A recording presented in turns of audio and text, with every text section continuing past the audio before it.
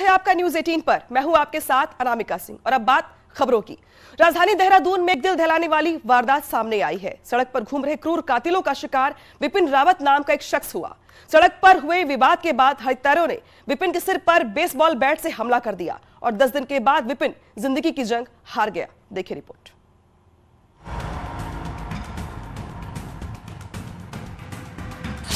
कैमरे में कैद एक एक चेहरे को बड़ी गौर से देखिएगा। वीडियो में नजर आ रहे इन दबंगों पर कत्ल का इल्जाम है। ऐसा कत्ल जिसकी कोई वजह नहीं थी, सिर्फ अहम की खातिर बेगुनाह को मार डाला गया। बेसबॉल का डंडा रखने की इजाजत किसने दी? कहाँ लिखा है सरकार के कानून में कि बेसबॉल का डंडा कोई भी रख सकता है?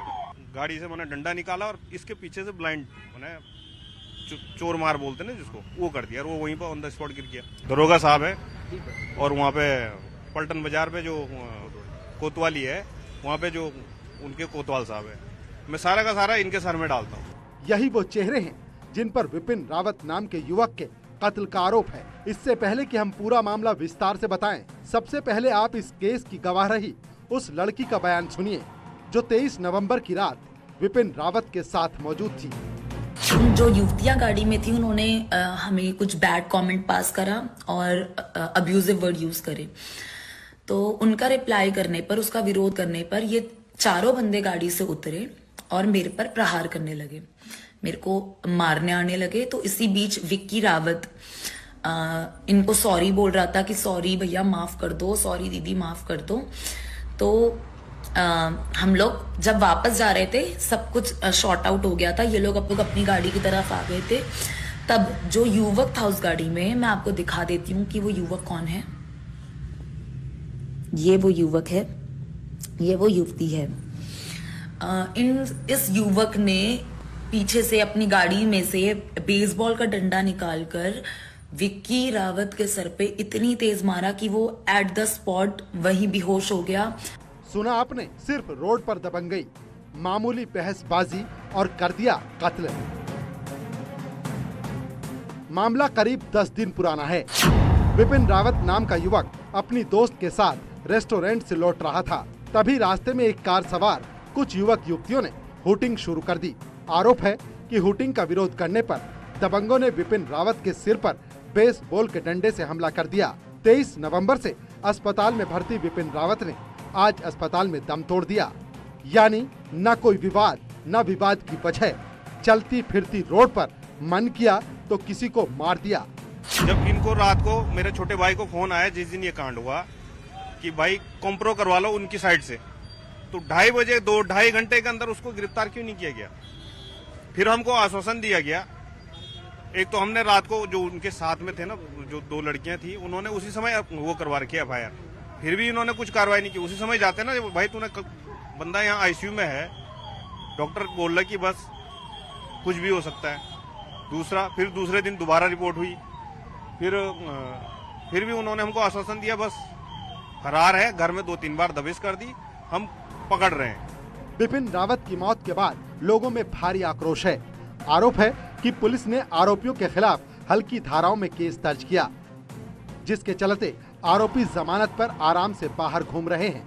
कोतवाली क्षेत्र का मामला है जिसमें कि 2 पक्षों में 2 युवकों में झगड़ा हुआ था। उस संबंध में जो तहरीर मिली थी उसके अकॉर्डिंग मुकदमा पंजीकृत किया गया था और कार्रवाई की जा रही थी। इस बीच कल जो उसमें चोटिल व्यक्ति है उसकी मृत्यु हो गई है और उसमें 302 की बढ़ोतरी करके उसमें जो एक्यूज उसकी गिरफ्तारी की गई है। मैम, जो आरोपी है चारों के चारों, क्या वो पकड़े गए कुछ ऐसा? अभी जो मेन एक्यूज है उसकी गिरफ्तारी की गई है, बाकी अभी जो इन्वेस्टिगेशन में जो एविडेंसेस आएंगे उसके अकॉर्डिंग कार्रवाई। मैम, तो सस्पेंड की एक बात आ रही थी कि पुलिस के जो क्या है, देखिए यहाँ पर जो लोग हैं उनके द्वारा डिमांड की गई थी और उस संबंध में कार्रवाई की गई। विपिन की मौत के बाद उसके साथ मौजूद रही युवती को भी जान का खतरा सता रहा है। डर है कि हत्यारे विपिन की तरह ही उसे भी निशाना न बना डालें। मुझे भी इस युवक से अपनी जान का खतरा है। इसका नाम विनीत अरोड़ा है, ये डालन वाला का निवासी है। मुझे भी, मैं सिर्फ इतनी मेरी दरखास्त है कि अगर कल की डेट में मुझे भी कुछ अगर होता है, ये मेरे पे भी प्रहार करवा सकते हैं, मुझे भी हानि पहुंचाने की कोशिश कर सकते हैं। तो कल के दिन अगर कुछ भी होता है तो ये युवक जिम्मेदार होगा उसका। एक तरफ रोड रेज में युवक की हत्या, दूसरी तरफ राजधानी देहरादून की सड़कों पर खुला घूमते हत्यारोपी देहरादून पुलिस की बड़ी लापरवाही का इशारा है। पुलिस पर आरोप है कि वो मामले को रफा दफा करने की कोशिश में जुटी है। Bureau report, news 18।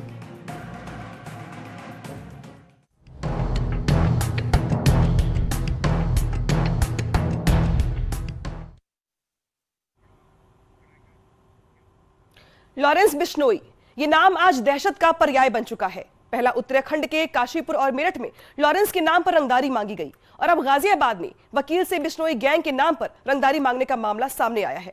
ये बताता है कि यूपी उत्तराखंड में ये गैंग अपनी जड़ें जमाने में जुट गया है।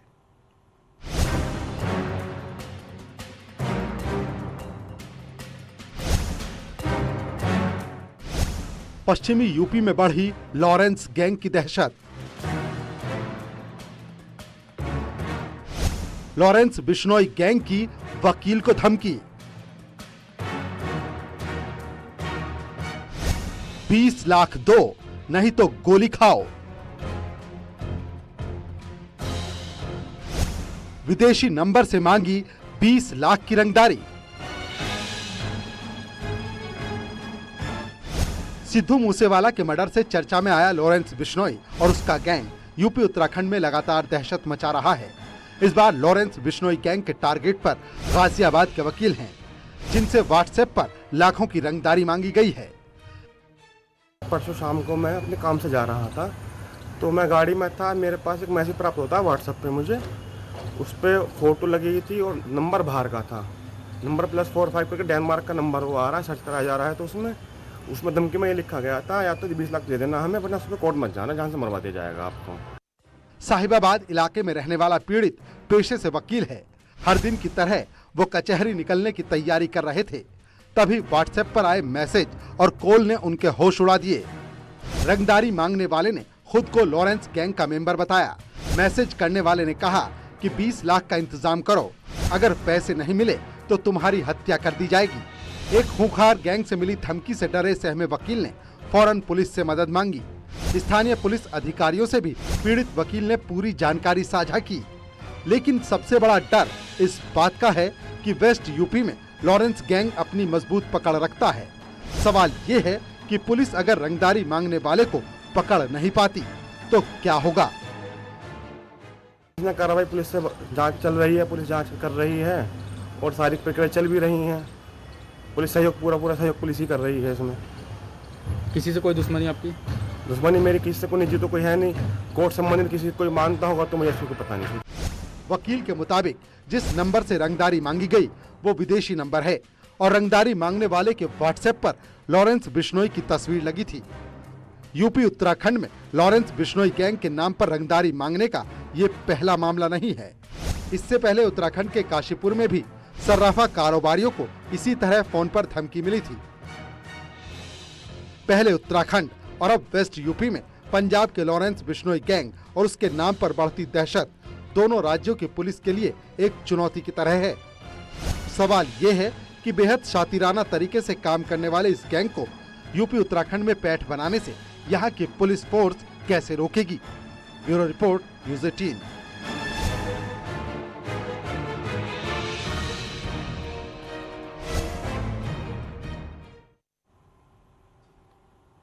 लॉरेंस बिश्नोई और उसका गैंग मशहूर पंजाबी सिंगर सिद्धू मूसेवाला की हत्या से चर्चा में आया। इस गैंग में करीब 200 अपराधियों के होने का दावा किया जाता है, जबकि कई देशों में गैंग का नेटवर्क फैला